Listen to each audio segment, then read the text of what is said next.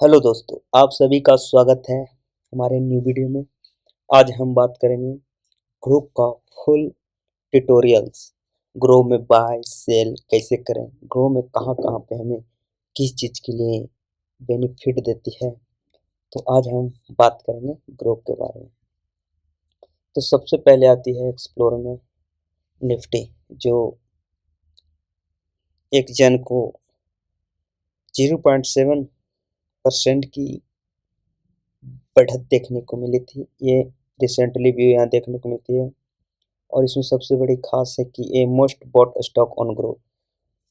जितनी भी सबसे ज़्यादा ग्रो पे बाय होती है स्टॉक, उसकी यहाँ पे एक लिस्ट आ जाती है। तो सबसे ज़्यादा आज आज हमारे ग्रो पे आईटीसी का शेयर ट्रेड हुआ है। उसके बाद आता है टाटा सिल्वर, हिंदुस्तान कॉपर और Orient technology. Top market movers का भी हमें यहाँ पे शॉर्ट लिस्ट देखने को मिल जाती है। निफ्टी 100 की है तो निफ्टी 100, अगर निफ्टी 500 करेंगे तो ये 500 की आ जाएगी, जो टॉप मूवर्स है। अगर निफ्टी 100 का करेंगे तो निफ्टी 100, और निफ्टी मिड कैप की 100 की बात किया जाए तो mid cap, Nifty mid cap में जितनी भी स्टॉक सबसे ज़्यादा पिछले प्रीवियस ट्रेडिंग डे में ट्रेड की है मार्केट प्राइस के हिसाब से, वो यहाँ देखने को मिल जाएगी। अगर हम निफ्टी स्मॉल कैप की बात करेंगे तो यहाँ स्मॉल कैप भी देखने को मिल जाती है। चलिए निफ्टी 100 ही कर देते हैं, जो ए वेल्थ स्ट्रॉन्ग कंपनी है, Bajaj Coal India, NTPC, power finance corporation. इसी में आ जाती है हमारा टॉप मार्केट मूवर्स में लूजर में आईटीसी सबसे ज़्यादा गिरी है, जो एक वेल्थ फंडामेंटल स्टॉक है। उसके बाद हुंडई मोटर में देखने गिरावट देखने को मिली। United Spirit. अगर वॉल्यूम शॉकर्स की बात, यानी कौन से स्टॉक में सबसे ज़्यादा बाय सेल की ट्रेड हुई है, तो हमें वॉल्यूम शॉकर्स की मदद से मिलेगी। देखिए, सबसे ज़्यादा अगर कोई स्टॉक में ट्रेड हुई है तो है इगारसी मोटर इंडिया, सबसे ज़्यादा, जो करीब 83 लाख पंच हुई है ऑर्डर। इसके बाद H J V N Bansal wire industry, ये थी टॉप मार्केट में। अब इसके नीचे आती है मोस्ट ट्रेडेड इन एमटीएफ, यानी एमटीएफ का मतलब होता है मार्जिन ट्रेडिंग फंड। जैसे आईटीसी को देखते हैं तो आईटीसी का एमटीएफ देखिए 4.35x, यानी आपके पास 10,000 है तो आपको ट्रेड करने के लिए 4.35x आपको एक्स्ट्रा ग्रुप के एमटीएफ के द्वारा दिया जाएगा। यानी कि आपके पास 10,000 है तो आप 43,500 से ट्रेड पंच कर सकते हैं आईटीसी में। और हम देखते हैं टाटा सिल्वर की एमटीएफ की बात की जाए तो टाटा सिल्वर फिर वही एमटीएफ है 4.35x। एंड ए हो गई एमटीएफ की बात। अब ए मेरी इन्वेस्टमेंट है, जो 36% ईयर ऑन ईयर बेसिस पे। इसे बहुत ही कचड़ा स्टॉक में रखे हुए हैं, क्योंकि मैं जब स्टार्टिंग में शुरू स्टॉक शुरू मार्केट सीखना किया था तो उसी समय मैं इन्वेस्ट कर देता था, थोड़ा सा सीखता इन्वेस्ट कर देता, और इससे हमें बहुत ही खराब खराब कंपनी इसमें हम रखे हुए, ये आपको देखने के लिए नहीं है, ये हमारी है। यहाँ प्रोडक्ट एंड टूल्स में आती है सबसे पहले आईपीओ।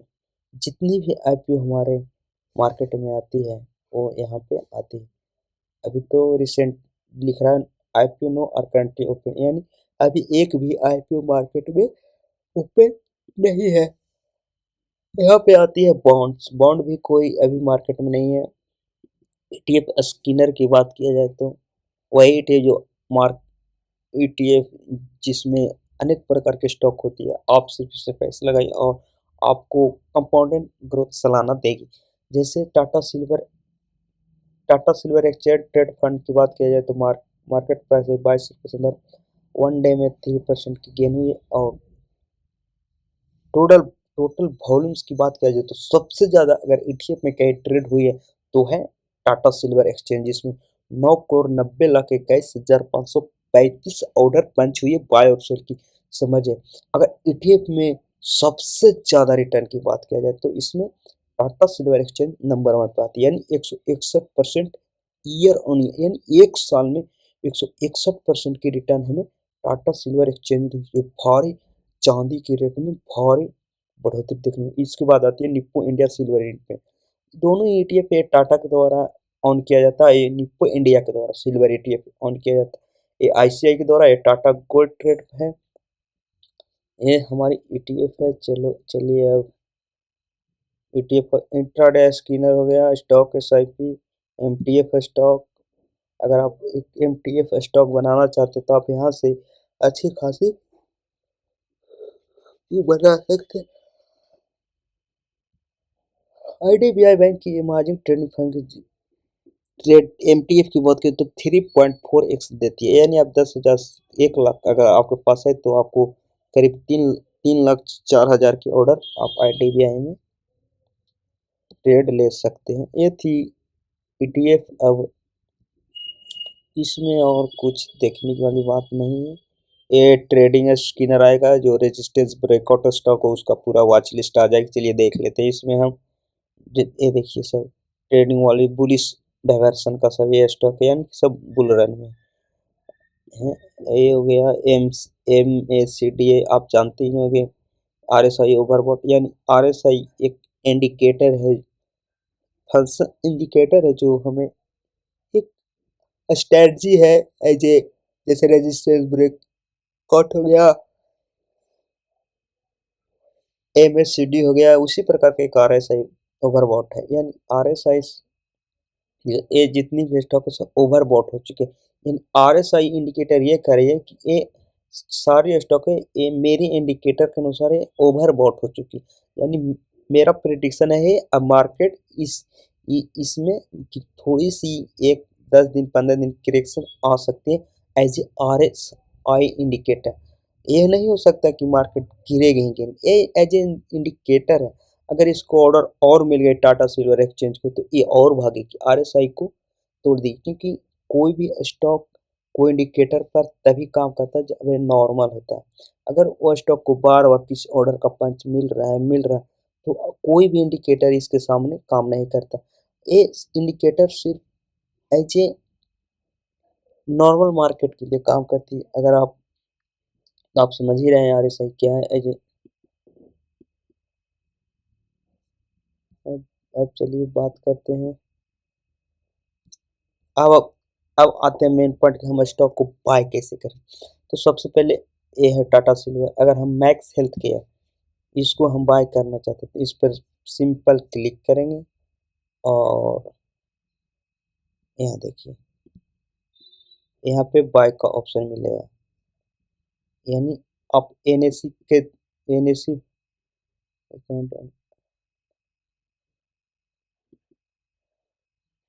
अगर आप स्टॉक को लॉन्ग टर्म के परपेक्टिव से रखना चाहते हैं तो आप डिलीवरी बाय करें।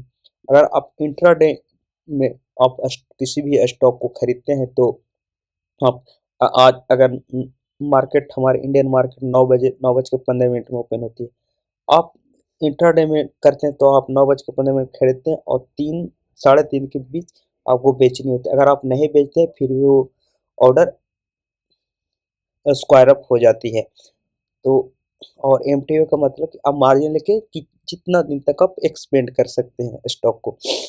हम अगर डिलीवरी में खरीदते हैं तो हमें लॉन्ग टर्म के लिए, यानी 6 महीना, 10 महीना, 1 साल, 2 साल, जब तक आप रखना चाहते हैं ये डिलीवरी में आती है। अगर आप एनएसी के थ्रू जाना चाहते हैं तो आप एनएसी जाइए, अगर बीएससी से जाना चाहते हैं आप बीएससी जाइए। हमारे यहाँ दो मेजर एक्सचेंज है, एनएसी और बीएससी। एनएससी का मतलब नेशनल स्टॉक एक्सचेंज, बीएससी का मतलब बॉम्बे स्टॉक एक्सचेंज। तो बेसिकली अभी ज़्यादा अच्छी मानी जाती है एनएसी। एनएसी पर जाएंगे, एक शेयर का प्राइस 1110 रुपये बता रही है, यानी प्राइस लिमिट है, मार्केट पे भी लगा सकते, यानी मार्केट ये हमारा लिमिट प्राइस है कि अगर हम लिमिट पे खोलते हैं तो मार्केट 1110 पे जाएगी तो मेरी ऑर्डर एग्जीक्यूट होगी। अगर हम मार्केट पे लगाते हैं, अगर मार्केट 10,162 रुपये 60 पैसा है तो 10,162 रुपये 60 पैसा पे ही हमारा एग्जीक्यूट हो जाए। तो हम इसी पे जाएंगे। अगर मार्केट में एक शेयर का प्राइस 10,162 रुपया है तो हम अगर 10 शेयर खरीदते हैं तो हमें करीब 10,650 रुपये अप्रोक्स रिक्वायर होगी। हम हमारे पास मेरा ग्रो बैलेंस अभी माइनस में है, कुछ ट्रेड की है तो उसमें लॉस हो गई, तो मैं अभी तक पैसा नहीं डाला हूँ, बाद में देखेंगे। तो अप्रोक्स 10,000 तो हम यहाँ से नॉर्मली बाय कर सकते हैं। ये और क्या देखिएगा, एक्सप्लोरिंग में ये ऑर्डर हो गया। अगर आप किसी स्टॉक को खरीदते हैं तो यहाँ पे ऑर्डर पंच आपका होगा, तो यहाँ पे ऑर्डर शो करेगा आपको कितना पर खरीदते हैं, कितने कितने टाइम में खरीदे हैं। इस अब ये वॉच लिस्ट हो गई, आप इस ये मेरी वॉच लिस्ट है, मणिपुरम फाइनेंस हो गई, बिरला सॉफ्ट टाटा, ये सब वॉच लिस्ट आप भी अपना यहाँ यहाँ क्लिक करके अपना जैसे हम इसको करना चाहिए मैक्स सेल करके तो ऐड कर लेंगे। ये देखिए ऐड हो गया, अपनी वॉच लिस्ट एक बन गई। हम इस वॉच लिस्ट में कुछ स्टॉक को डिलीट करना चाहते हैं, तो बेसिकली बस ये हम ऐसे करेंगे, यहाँ से देखिए इसको हटा देंगे, हट गई, डन हो गया। यानी हमारी वॉच लिस्ट में कोई भी स्टॉक को ऐड भी कर सकते हैं और कोई भी स्टॉक को बाहर निकाल सकते हैं। ये बेसिक्स ये आप भी जानते हैं, इतना भी तो नहीं नहीं है कि नहीं जानते। एक ट्रेडिंग चेकलिस्ट मेरा बनाया हुआ है, मैंने कौन सी कंपनी स्टॉक में लेना है नहीं लेना है, सब अपने अपने ये वेस्ट मैनेजमेंट का स्टॉक है।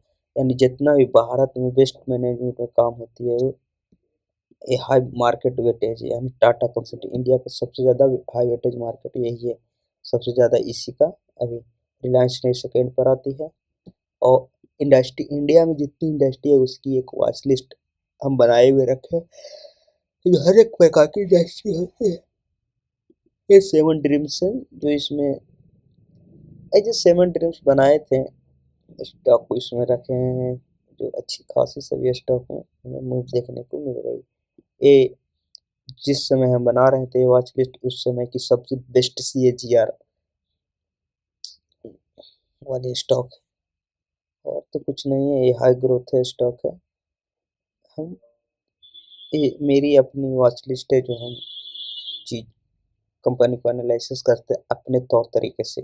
जब आप फंडामेंटल सीखिएगा, आप मार्केट में आइएगा, तो आप अपने तरीके से मार्केट देखना सीखिए। ये नहीं कि अगर वो बताए तो वो, हाँ उसकी पर्सपेक्टिव से देखिए मार्केट क्या कह रही, बट एक मेजर पॉइंट होना चाहिए कि हम मार्केट को अपनी तरह से रेट करें, ताकि जब हम इन्वेस्टमेंट करें तो हमें किसी प्रकार की डर ना रहे कि हाँ हमने इन्वेस्टमेंट किया किसी की और के रिकमेंडेशन पे। आप पढ़िए इसको, डीप एनालिसिस कीजिए, आप चाहिए कि हम इसे अच्छे से एनालिसिस करें।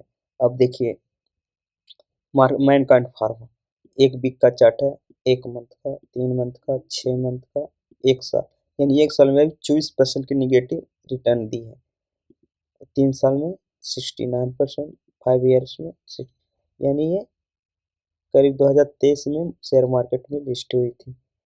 यहाँ पे हम इसकी न्यूज भी देख सकते हैं, Mankind pharma Sai news trade इतने थे, ये सब आप देख सकते हैं, हमें देखने की जरूरत नहीं। अब ये ऑप्शन सेगमेंट में काम करती है, ये एज ओवरव्यू है। एंड आज का लो कितना है, 2163, आज का है 2205, 52 लो है क्या 2090, और 52 का 2998, ये आप देख सकते हैं।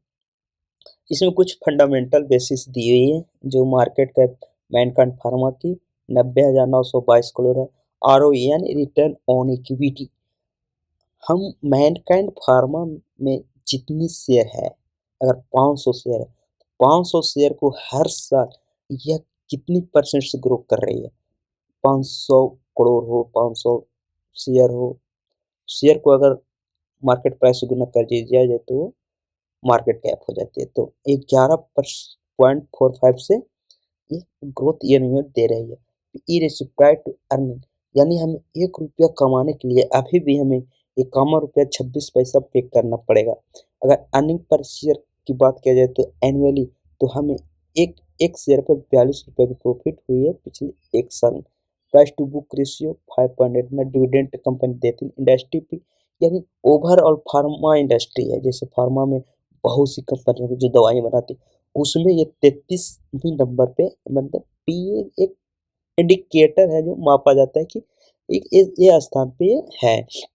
बुक वैल्यू 370 रुपये, बुक वैल्यू का मतलब बेसिक मैं बताता हूँ कि अगर कंपनी मान चलिए बंद हो जाए, कंपनी का भी स्टॉक प्राइस कितना है 2202 रुपया, अगर यह कंपनी बंद हो जाए तो हमें पर शेयर 370 रुपये के हिसाब से हमें मिलेगी अगर कंपनी बंद हो जाती है फिर भी। ये सीबी का रूल है जो बुक वैल्यू दर्शाता है। डेब्ट टू इक्विटी बहुत ही कम है, 0.55 है। यानी जिस कंपनी की डेब्ट टू इक्विटी 0.45 6 हो वो अच्छी कंपनी बेसिकली माना जाता है। अगर इसकी रेवेन्यू की बात क्वार्टरली देखी जाए तो सितंबर 24 में 3170 करोड़ की प्रॉफिट हुई थी।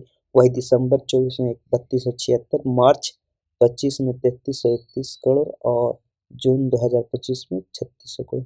यानी हमें क्वार्टरली बेसिस पे हमें भी प्रॉफिट देखने को मिले। अगर ईयरली बेसिस पे देखा जाए तो इसमें भी हमें एक अच्छी जंप देखने को मिली है। रेवेन्यू में अगर प्रॉफिट की बात करें प्रॉफिट में भी जंप, नेट वर्थ में भी हमें एक अच्छी खासी नेट वर्थ का मतलब होता है टोटल कर्जा और एक्सपेंस उक्सपेंस हटा के एकदम रियल वैल्यू अगर इसकी है तो 14,568 करोड़ है। मार्केट कैप भले ही 60,000 करोड़ का, बट इसकी नेट वर्थ 14,580 करोड़ है। ये मैनकाइंड फार्मा के बारे में कुछ दिया हुआ है, जैसे कि Mankind Pharma one of the leading pharmaceutical company offering diverse portfolio from the pharma and super aesthetic consumer health में है। ये सब उसकी कुछ। अब Mankind Pharma parent manager director Sheetal Arora है। एक कंपनी 1991 में एस्टेब्लिश हुई थी। यहाँ पे हमें देखने को मिलते हैं शेयर होल्डिंग पैटर्न। अगर 2024 के शेयर होल्डिंग पैटर्न देखा से 2025 के बीच है, तो इसमें सबसे ज़्यादा अगर किसी की एज ए होल्डिंग है तो वो प्रमोटर, यानी कि जिसकी कंपनी उसमें सबसे ज़्यादा। इसमें फॉरेन इन्वेस्टर है जो करीब 13% है और म्यूचुअल फंड 7 पॉइंट इतना परसेंट है।